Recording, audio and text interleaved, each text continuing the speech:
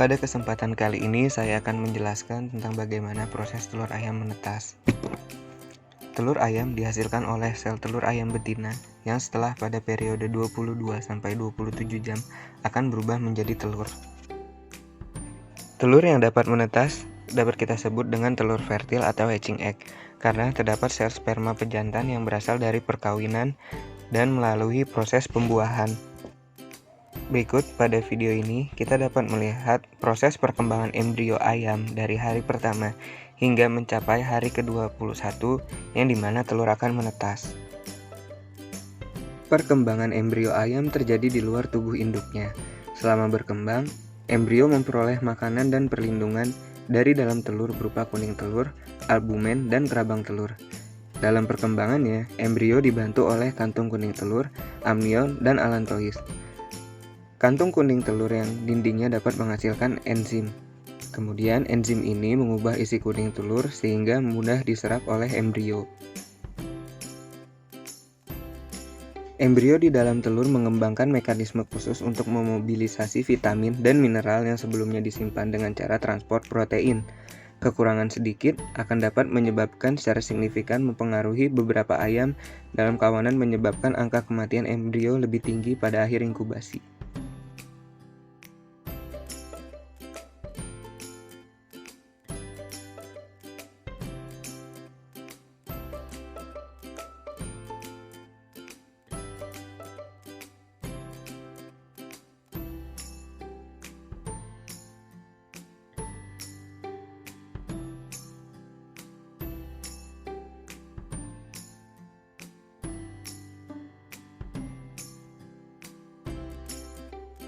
Selanjutnya, bagaimana proses penetasan ayam dalam mesin hatchery? Hatchery memiliki definisi yaitu tempat untuk menetaskan telur yang terdiri dari setter dan hatcher. Setter adalah ruang pengeraman atau inkubasi, dan kemudian ada hatcher yaitu ruang penetasan.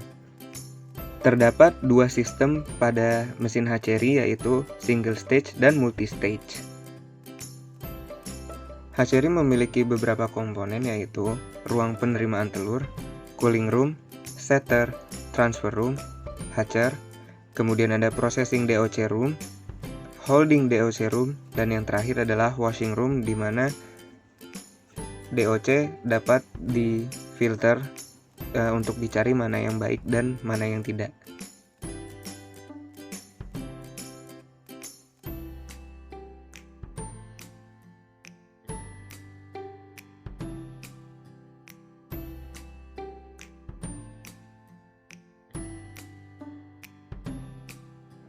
Pada transfer room, dilakukan kegiatan transfer telur dari setter ke hatcher setelah di-candling atau dipisahkan dari telur yang infertil. Proses transfer ini juga dilakukan untuk mencari mana telur yang baik dan mana telur yang tidak baik.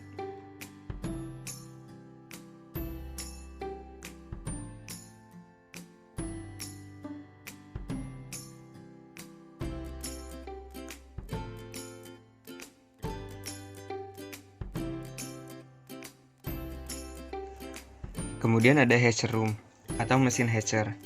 Mesin hatcher merupakan ruangan penetasan telur hasil candling atau pensortiran. Secara umum, telur berada di hatcher selama 3 hari. Telur ditempatkan pada rak-rak yang disusun di dalam hatcher. Suhu dalam hatcher berkisar 98,5 sampai 98,8 derajat Fahrenheit.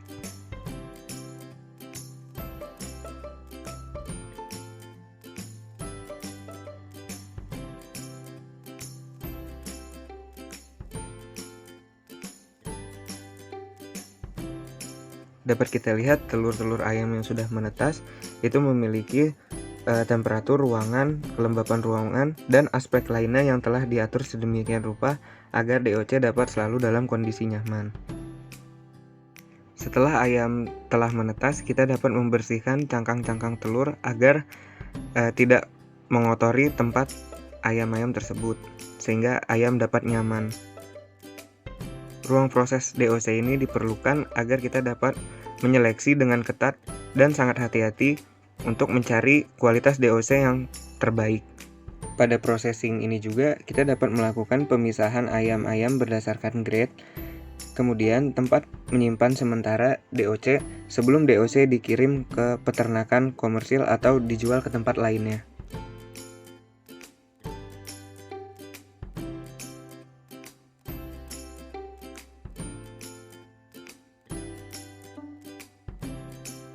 DOVAC atau Double Automatic Injection. Mesin ini dalam satu kali injeksi, tetapi 2 vaksin masuk sekaligus ke DOC. Bisa dilihat ada 2 sharing yang dimana fungsinya untuk menaruh vaksin. Bisa ditaruh 1 vaksin atau 2 vaksin.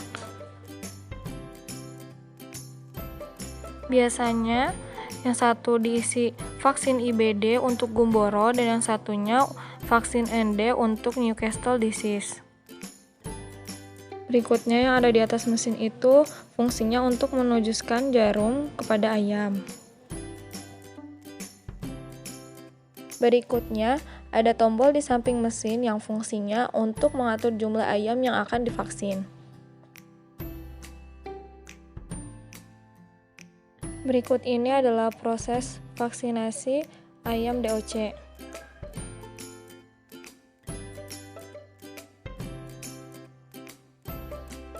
Fungsi vaksin sendiri adalah untuk mencegah ayam terserang penyakit dan menjaga ketahanan tubuh ayam. Ayam yang sudah divaksinasi dimasukkan ke dalam kardus atau box-box untuk didistribusikan.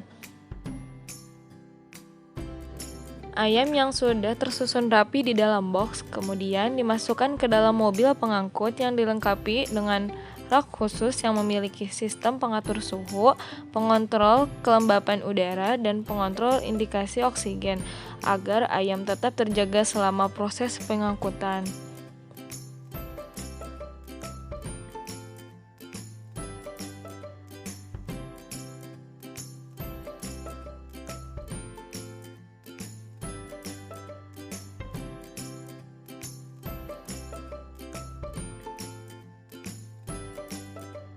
Ciri-ciri DOC berkualitas dapat ditentukan secara kualitatif dan kuantitatif. Ciri-ciri DOC berkualitas kualitatif dapat dilihat melalui 2 pendekatan. Yang pertama, dengan mengamati tampilan luarnya atau morfologi. Yang kedua, dengan mengamati respon fisiologinya. Pengamatan morfologi ditandai dengan yang pertama ada respon mata. DOC yang baik memiliki pandangan mata yang tajam dan terlihat responsif terhadap lingkungan. Yang kedua ada kondisi bulu. DOC yang baik memiliki bulu yang lurus, tidak ada keriting, teksturnya lembut, dan warnanya homogen, mengkilap, cerah, juga tidak ada lengket. Yang ketiga ada kondisi kaki. DOC yang baik memiliki kaki yang berwarna agak kekuningan, sisinya rata dan mengkilap. Yang keempat ada kondisi paruh. DOC yang baik memiliki paruh mengkilap dan fresh warnanya. Dan yang terakhir, DOC tidak cacat. DOC yang baik ditandai dengan kloaka yang bersih dan pusar yang kering. Yang kedua ada pengamatan melalui respon fisiologis. Yang pertama, DOC yang baik pada umur 1 hari dapat mengeluarkan suara dan melakukan aktivitas. Biasanya, 1-3 hari, 70% bersuara dan melakukan aktivitas. Apabila DOC senyap dan tidur, maka DOC dianggap bermasalah. Yang kedua, ada respon terhadap stimulus. Dapat dicek dengan siulan atau tepuk tangan. Yang ketiga, ketika DOC di posisinya dibalikan, maka DOC 1-3 detik akan berjuang untuk berada di posisi semula.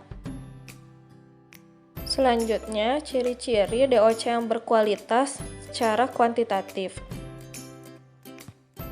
Ciri kuantitatif ini dapat dilihat dari 2 hal. Yang pertama fisiologis dan yang kedua lapangan atau morfologis.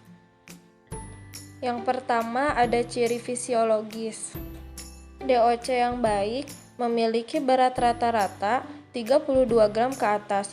dengan keseragaman rata-rata 72% ke atas. Yang kedua, ada pengamatan secara lapangan. Bobot rata-rata DOC di hatchery lebih besar dibanding ketika sudah di kandang atau di farm komersial, karena adanya penyusutan selama penanganan dan perjalanan.